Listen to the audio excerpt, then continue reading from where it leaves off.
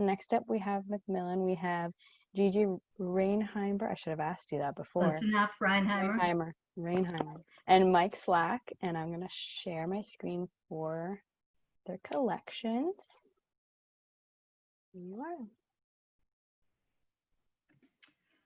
are. Okay. You want to start with Mike? Because I have to pull something back. Perfect. I see what you're doing. Make me go first. You just don't want to do it. I want to do it. Okay. I'll start with Hector Tobar's new novel, The Last Great Road Bum. There was just a great conversation with him and his editor, Sean McDonald. I think a bunch of you were on that call recently, a couple of weeks ago. I wanted to mention this because it's something that was supposed to come out earlier in the year and got pushed back along with a bunch of other titles. So I just want to make sure it gets some attention. It's a novel that Hector wrote about Joe Sanderson, who was a real-life, all-American, Midwestern guy who in the 70s and 80s went on this sort of crazy adventure around the world, trying to basically find extreme situations to put himself in so that he could become a writer. And Hector came across his archive of unpublished novels and writings and was going to write a biography of him, and then decided to turn it into a novel. So it's Hector Tobar, a writer of Guatemalan descent, writing the story of this Midwestern white guy as a novel, but also letting Joe Sanderson comment on the novel in footnotes. This thing works on so many levels. I just found it a real joy to read, and I was selling it initially in the middle of the kerfuffle over American Dirt. So I just thought this was the perfect antidote to a lot of those issues and questions of who gets to tell whose story, because Hector is so good about just writing honestly about human experience. He creates this amazing character, and he does it all with a really light touch and a sense of humor, and kind of turns all these own voices issues on their head in several different ways. I think that's my minute. Are we going to stick to 30 seconds to a minute? Oh, so Yep. Should I be timing Mike? What's that? Should I be timing you? Sure. Otherwise, I'll just talk for like a half an hour about each book. Okay, you'll wax poetic. He lives in LA, yeah? Yeah, he used to be a daily reporter for the LA Times, and a lot of booksellers are familiar with him. And he writes a different book every time. So he's one of our beloved local authors. We're so lucky to have him on our list. Yeah. Okay, my first book, and I'm just going to follow Valentina here, is Luster. And this is quite the edgy read. I mean, she is a debut author. This is published by FSG. It's already available. This is a debut, and it's already been a New York Times bestseller. It's become a buzz book for the fall. Came out in August. And it's written by a woman named Raven Leilani. She's a 29-year-old Black woman with a very sharp and very funny voice. As Terry Gross said, when the review was about to be on Fresh Air, quote, "Our critic at large, John Powers, has a review of a debut novel that's causing a stir in literary circles." And that is true. I mean, this book came out and hit so fast and hard. People started asking for it. We ran promptly out of stock. We have it in stock. John Powers went on to say that Luster establishes Leilani as a, quote, "writer with talent to burn." So the book starts out with the following sentence, and it hooked me right away. Quote, "The first time we have sex, we are both fully clothed at our desks during working hours, bathed in blue computer light," unquote. The protagonist, Edie's adventures begin when she starts an affair with Eric, who's a married, middle-aged white man in an open marriage. He has an adopted daughter who is Black and a mortgage. He and Edie I think is 20 years his junior, meet online and begin a courtship. And I don't want to share too much of the plot, but suffice it to say that it's a compelling, smart, and very entertaining read. The editor at FSG, Jenna Johnson, said it's one of the best debuts that she's ever published, and it's been on the indie bestseller list, and Cron, and New York Times.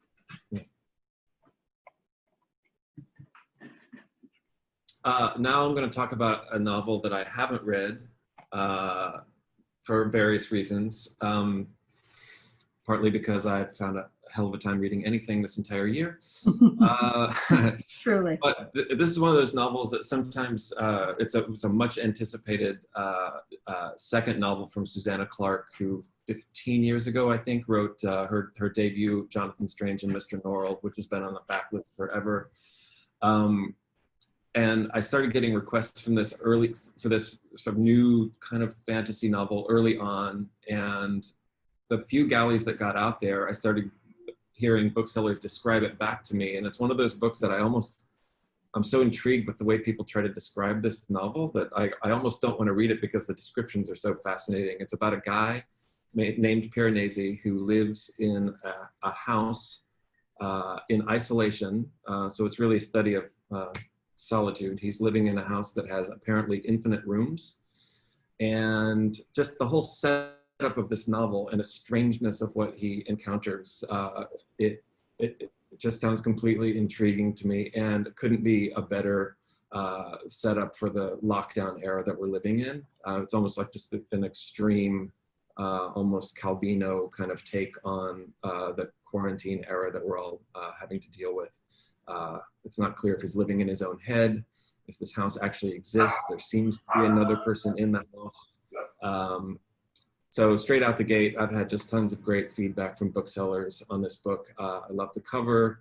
We've had a great experience selling her over the years. And this will be on my list to read as soon as I get my head back into reading fiction.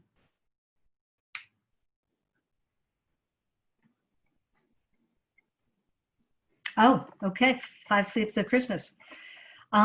So this is Jimmy Fallon's newest picture book. It's the 4th that he's written. It's very sweet and spirited, and it perfectly captures the spirit of the holiday season and the wonder of childhood. I'm gonna pull up the book. Hold up. So it's about a boy who over 5 nights is anticipating Santa's arrival. And he keeps saying, I gotta stay, I wanna go to sleep, I wanna go to sleep. I know that I'm not gonna be able to because I'm so excited. And then in the next page spread, he is asleep. And the illustrations are so cute. So here he is, he says, 5 more sleeps till Christmas. I'm not sure I can wait. I got good grades, I fed the dogs. I even cleared my plate. Gary's chew toy Peppy is helping me count sheep, but it's not working. We're still up. We cannot fall asleep. And then, of course, totally crashed, and it goes day by day. We're printing 1 million copies. He's one of our best-selling kids authors. His books hit New York Times at #1, and we have a 9-copy floor display. So you guys will be well-stocked going into the holidays.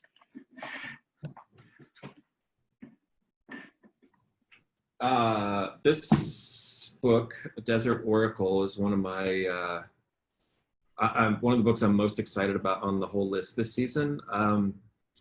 It started off as a little kind of bizarre literary journal out in Joshua Tree. Ken Lane started producing these quarterlies and making them available by subscription only. And then they got picked up in various stores around the Southwest, and now it's been turned into a book. So it's basically a collection of writings, ruminations, photographs, drawings about the weirdness of the desert, the eccentricity of the culture of the Mojave Desert. If you've ever spent any time out in the desert or wanted to or been fascinated by it, you will love everything about this project. He has since spun this off into a radio show, which is completely bizarre. It kind of reminds me of radio shows were on KCRW in the 90s. And it's also now a podcast. So the book is going to be not exactly just a collection of these little zines, which are impossible to find, by the way. I wanted to buy all of them, and I don't think anybody even resells them. They're impossible to find now. So the book will end up being less of a like homemade desert zine and more of like an old textbook that you would find in some dusty border town. So the packaging is going to be really nice. The writing is great, And I think it's one of those books that I'm just going to want to have sitting on my table in my living room, or maybe I'll get a second copy to keep in my car when I'm roaming around the desert. That's one of the best projects about the kind of bizarre, eccentric culture that springs up in various parts of the desert, and the history and the mythology and the weird characters and just weird experiences that one can have out in the Mojave. So yeah, I'm super excited about this, and I've already had a bunch of discerning booksellers asking me for copies. Back to you, Gigi. Thank you. And you know what? That book, I mean, I really don't know very much. I've never been to Joshua Tree, but that book really makes me want to go delve, take it with me, drive around, experience it. Okay, Yeah, Places of Justice. Is that where, or Migrations? Why don't Yeah, we I realized I missed migration, so whatever we know. Okay, should we go back up? Yeah. Okay. So Migrations was one of my favorite books on the summer list. Charlotte Mcconaughey is a successful YA author, and this is her first foray into adult fiction. And the prose is so beautiful in this book. I have several booksellers who said it was their favorite book of the year. So here's the story. It's set in a near distant future. We don't know what year, but climate change has led to mass extinction. And in fact, when I first started reading it, I was like, wait, are there no animals left? No birds, no nothing? Essentially no nothing, except there may be Arctic terns. And Arctic terns, they're the birds that fly the longest. They go from the Arctic to the Antarctic in order to mate. And the protagonist, Franny Lynch, is following the terns to see if there are any birds that are still in existence. So she has no funding. She has no standing in the environmental community. Her husband was a famous environmentalist. He was an academic. We don't know what's happened to him. So she set off on her own, determined to track this last migration.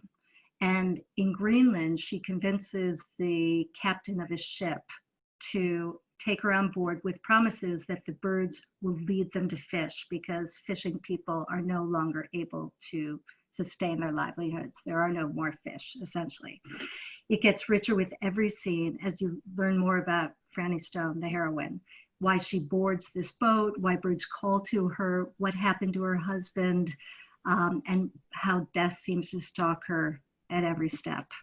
It was an Indie One Next pick in August. It was a Book Passage first edition club's pick. I mean, I don't feel like I've done it justice in my explanation, because really you just have to start reading it, and it's going to take you to beautiful places. Yeah. Love that one too. So here's another book I haven't read yet, but as I was scrolling through, Gigi and I are still getting used to selling the young adult and children's books again. And kind of partly based on my fascination with the desert, this title jumped out at me, Each of Us a Desert. It's a new novel by Mark Oshiro. And then I saw his last book was called Anger is a Gift. I thought, this guy's really, he has amazing book titles. So that just drew me in along with the cover. So this book is a story of a girl living in a kind of a burned out desert wasteland after a climate catastrophe. And she is a, what's the word, a quintista? It's her job to retain and tell the stories of her village to the sun god Solus. And she is wandering around in the desert looking for a kindred spirit, and she finds a girl who she develops a romantic relationship with, and they set off on an adventure across the desert and have to survive crazy things at night. And just the whole setup of this book just sounds fascinating to me, almost like a Latinx Mad Max kind of situation, but with a lot of poetic beauty. And again, I just it's one of the novels that jumped out at me as something to read, partly because of my fascination with the desert and this author's backstory, and it sounds like he's on a good track. You know, when I was selling this book, well, first I couldn't believe how well Anger is a Gift did. I mean, the sales track was amazing. And the author, it's set in Oakland. So that's kind of cool to know. Yeah. That's Anger is a Gift, yeah. Right, right, right. Voices of Justice, good, good, good. So as Mike said, he and I just started selling kids' books again last season. So we are still getting used to it, and it's been really fun. It was kind of a weird beginning to start in lockdown, but I'm happy to be selling kids' books again. So these are poems by George Ella Lyon that's designed to introduce us to activists who have fought to make the world a better place. She covers activists who have their active about environmental issues, indigenous issues, civil, women, LGBTQIA rights, and it's a wonderful lineup. There's Nelson Mandela, Jane Addams, Shirley Chisholm, Greta Thunberg, etc. The students of Marjorie Stoneman Middle High School. And the back matter has bios of activists included in the books. It has a guide for parents and caregivers and a glossary of terms like apartheid and activist and immigrant rights movement. So it's a wonderful introduction to kids and for educators to introduce to kids who want to learn more about our world.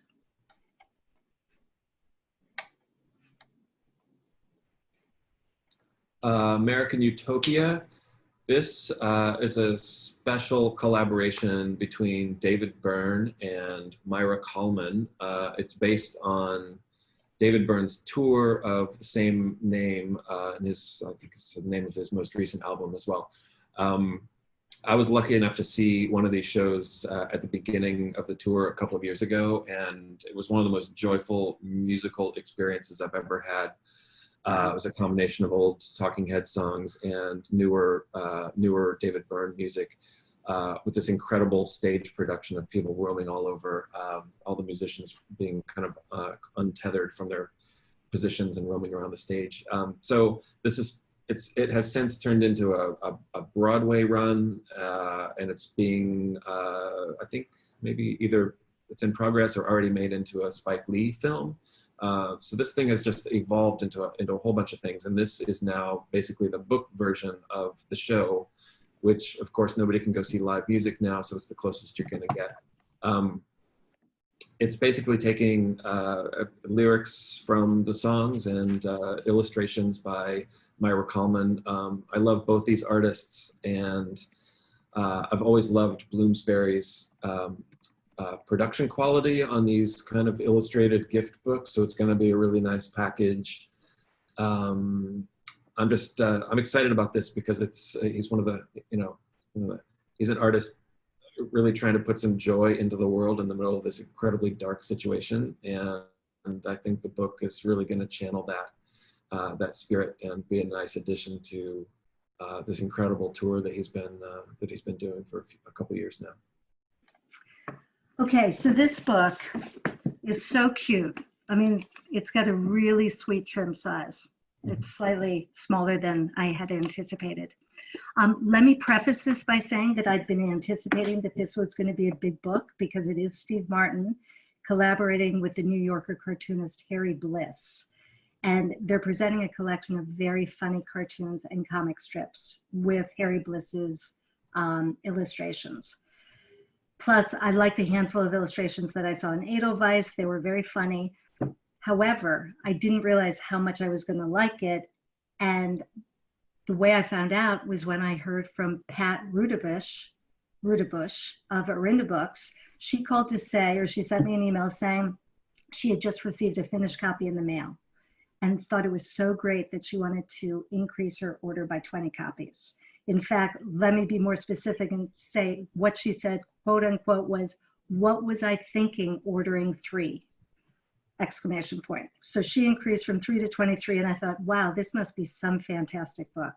So I picked it up from Pat, and I picked it up yesterday, and I've chuckled my way through the cartoons ever since.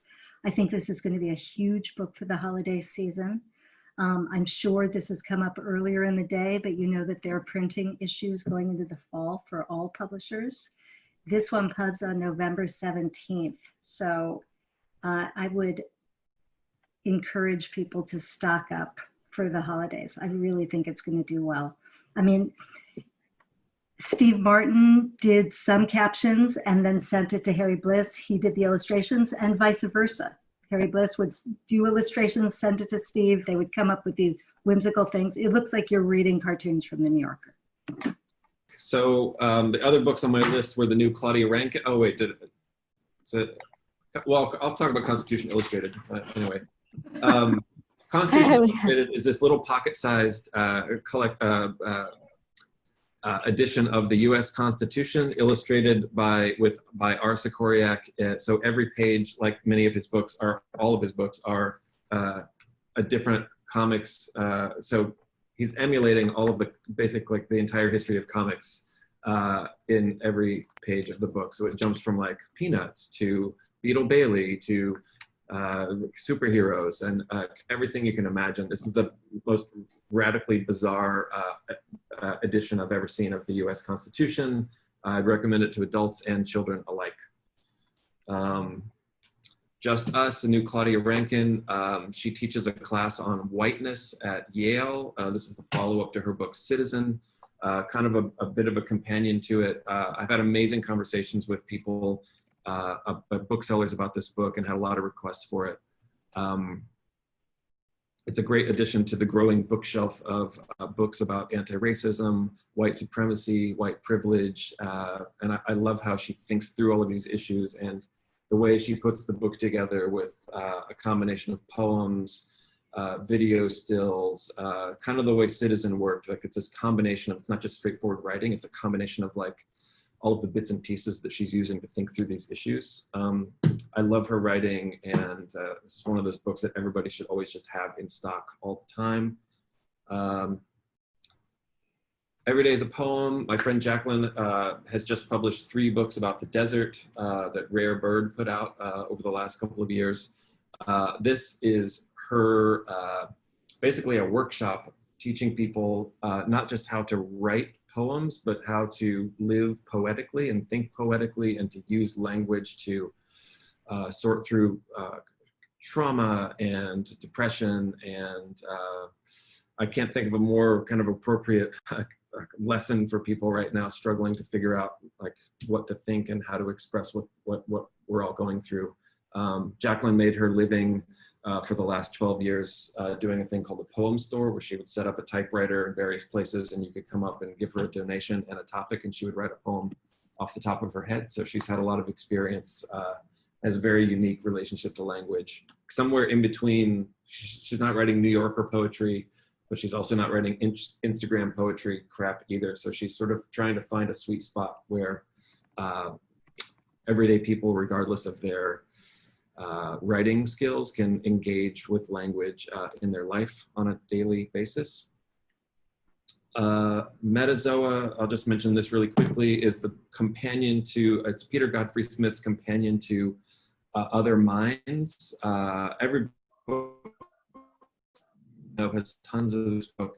He's a philosopher of consciousness and a biologist and also a deep sea diver. So he spent, this book was about the evolution of consciousness and the octopus, and Metazoa basically branches that off into not just the life of the sea, but like land animals and what it even means to have a mind, or what the various versions of consciousness are.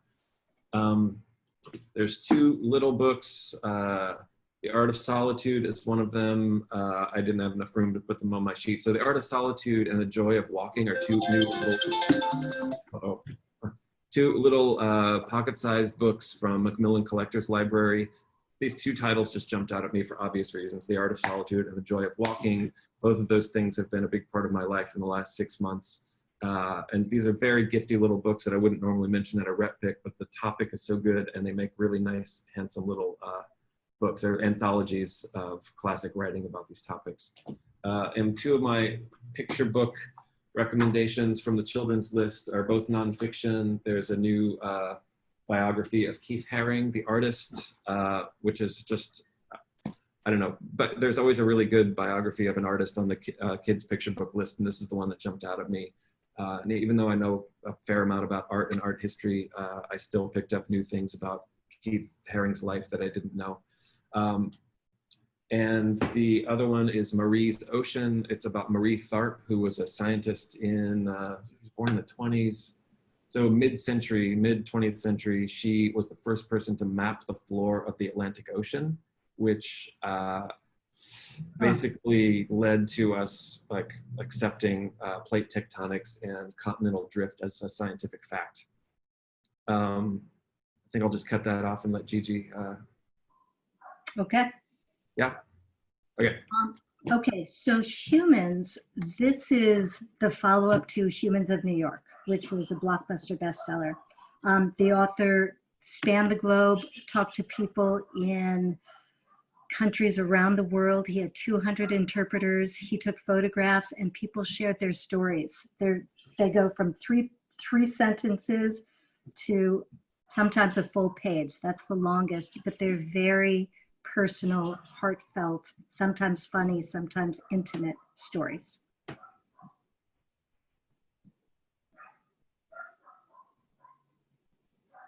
Spirits of San Francisco. This is the companion volume to Gary Kamiya's A Cool Gray City of Love. He and Paul Madonna focus on 16 parts of San Francisco and go into intricate details about each. And Paul Madonna's pen and ink drawings are lovely. They're sprinkled throughout. Okay, so Mike Curato is the author illustrator of the beloved Little Elliot picture books. This one is about a young 14-year-old boy's coming of age, coming out while he's at camp. And this is based on Mike's own story. I'll just say this, that I had to write this out phonetically. Jarrett Krozaska, the author of Hey Kiddo, said, quote, "This book will save lives." It's a graphic novel. It's in paperback. I loved it. Thank you very much.